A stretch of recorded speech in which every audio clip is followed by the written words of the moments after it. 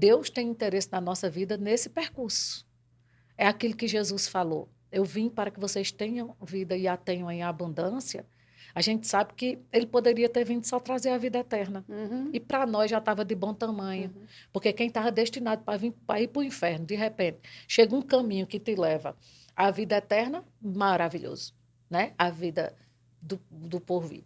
Mas o que é que se Jesus só veio trazer vida eterna, o que é que eu ainda estou fazendo aqui na Terra? Aí é onde entra a vida abundante, esses dois tipos de vida, eterna e abundante. Ele não só veio trazer a eterna, mas enquanto a gente caminha para lá, tem a abundante. Tem algo para se viver aqui na Terra e não é de todo jeito. A Bíblia é clara, tem um modo digno de crente viver aqui na Terra. A sua mensagem é uma mensagem ofensiva. A gente entende ela ser ofensiva para o mundo. A gente não entende ela ser ofensiva para o crente. Né? E eu quero falar mais especificamente sobre prosperidade. Antes da gente conversar mais sobre essa parte ofensiva, você mesma falou, olha, era uma mensagem que... Achei engraçado você falar que você falou, olha, eu vim com uma mensagem que as pessoas não aceitavam muito, mas a gente não muda a mensagem porque as pessoas não aceitaram. Né? Então, é uma mensagem que realmente é preciso uma renovação da mente, porque senão não vai. Quando você vem com essa mensagem, me diz assim, primeiro, como que você começou a estudar sobre prosperidade? E qual foi a reação das pessoas quando você começa a derramar sobre elas aquelas suas descobertas? Quais foram as primeiras grandes descobertas de Rosana Lira na área de prosperidade? Então, quando você lembrou aí, né, que a gente não muda a mensagem por causa do público.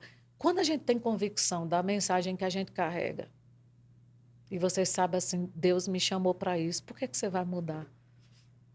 Tem alguém para ser afetado, não é verdade?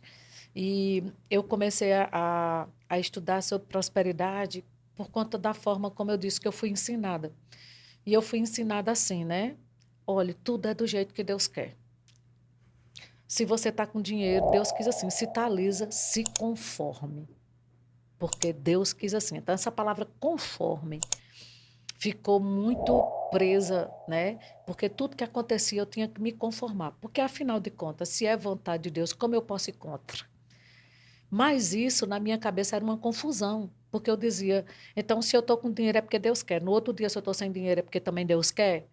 Então, como é que eu posso saber o que, que Deus quer, se ele oscila? Né? Não é seguro você caminhar com Deus sem saber o que ele quer. E quando eu comecei a estudar a palavra, aí eu vejo a Bíblia dizendo assim, e não se conforme. Aquela palavra queimou dentro de mim. Eu digo, peraí, eu fui aprendida, ensinada, se conforme. Aí a Bíblia diz, não se conforme. Então alguém está errado. E não pode ser Deus, porque ele não muda, a palavra dele é eterna e imutável, né?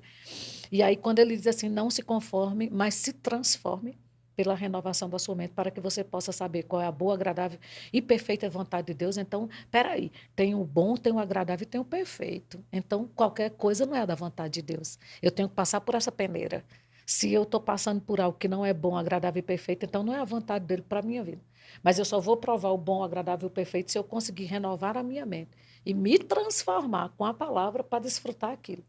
E isso foi as primeiras coisas na minha vida. E eu comecei a mudar. Eu digo, então, eu não vou estar conformada com qualquer circunstância que se levanta na minha vida, achando que é a perfeita vontade de Deus para mim. Eu preciso ver na palavra se o que eu estou passando está em linha com o que Deus quer para mim. Se não está, eu fico com o que Deus diz. Eu fundamento a minha fé no que Deus falou. E aí eu comecei a ter os resultados. E quando você tem os resultados, você não quer mais que as pessoas vivam no mesmo engano que você viveu a vida inteira, né? E eu comecei a ensinar isso, né? Gente, esse negócio de achar que a gente está aqui na Terra e a gente vai viver de todo jeito, né? Como é que Deus é um pai bom e quer que os filhos passem necessidade? Se Jesus disse, olhe, peça e será dado, bata e vai se abrir, busque e você encontra. Então, Jesus estava querendo dizer o quê? Deus nunca vai te deixar na pressão. O que você buscar dele, você vai ter um retorno. E aí eu comecei a pregar essas coisas e pessoas chegavam para mim e diziam assim, meu Deus, Rossana, olha, hoje Parece que essa palavra foi só para mim. Ou seja, você percebe que tem pessoas massacradas na mesma área que você.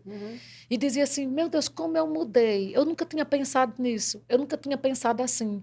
Mas como isso faz sentido para a minha vida?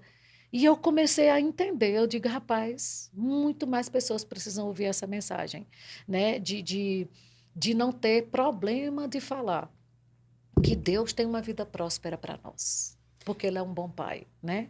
Defina para mim, Rosana, o que é prosperidade para o mundo e o que é prosperidade. Existem duas prosperidades? A prosperidade do mundo e a prosperidade de Deus? Quando as pessoas falam assim, né, quando pensam em prosperidade no mundo, pensam muito assim, em você ser muito bem-sucedido para você.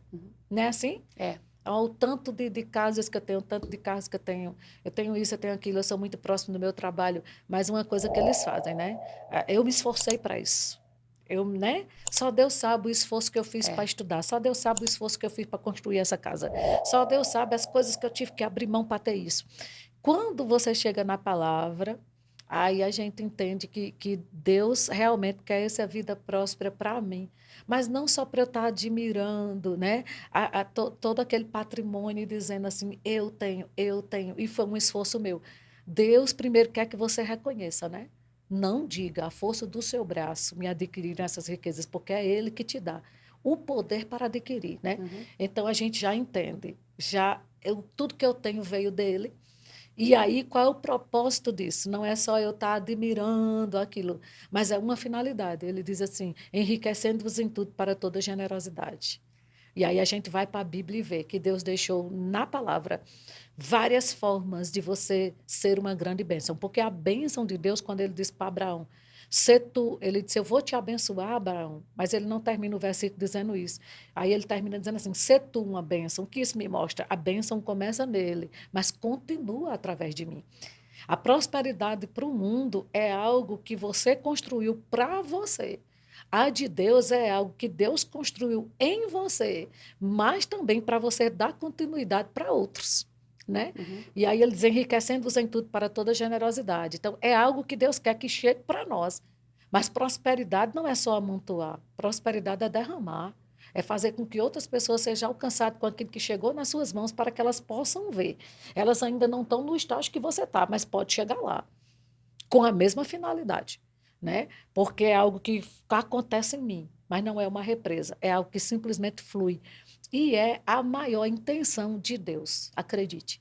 É você prosperar para estender a mão, porque ele pede na palavra, ele diz assim, olha, marido, cuide das suas esposas, eu não sei como cuidar e alimentar uma esposa, como a Bíblia diz, sem ter condições financeiras para isso.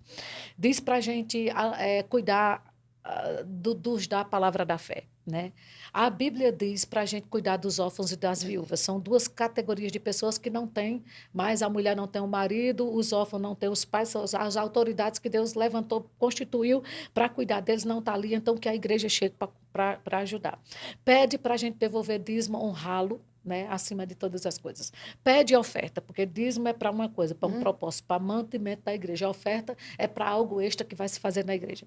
Pede para você tantas coisas, sim, para pagar tributo, para pagar imposto, que isso é para o governo.